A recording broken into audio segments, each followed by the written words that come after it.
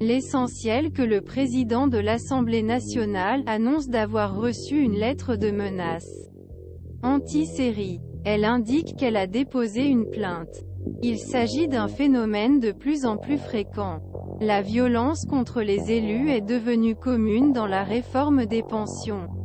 Ce dimanche 26 mars, c'était le président de l'Assemblée nationale, Yaël Braun-Pivet, qui a payé le prix.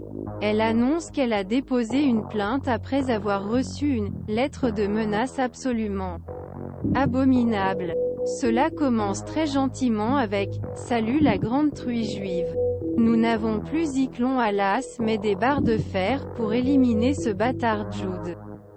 Lisez Yaël Braun dans un pivreté grave sur le tournage des Les Grands Jurys RTL. UD 83D, UDCAC, Dirty Jewish So. Zyklon B. Vous ne devriez pas abandonner la haine. Never.pic. Twitter 96 Hopper 8 Yaël Braun-Pivet 26 mars 2023.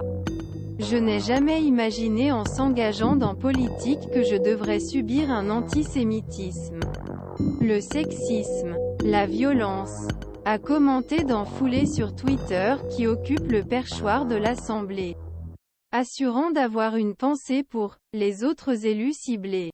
Lisez aussi menace de mort contre le bébé d'Aurore Berger, ignoble. Infamous. La classe politique soutient le macroniste élu comme elle.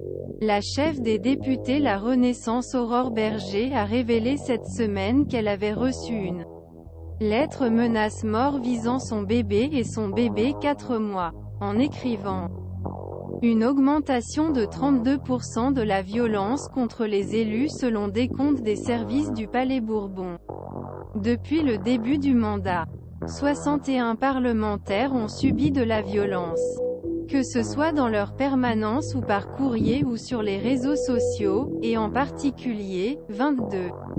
Depuis 19 mars, signalait notre collègue de BFM. Un phénomène massif, marqué par une augmentation 32% de la violence contre les élus l'année dernière. Ce qui peut s'expliquer par le défi la réforme des pensions.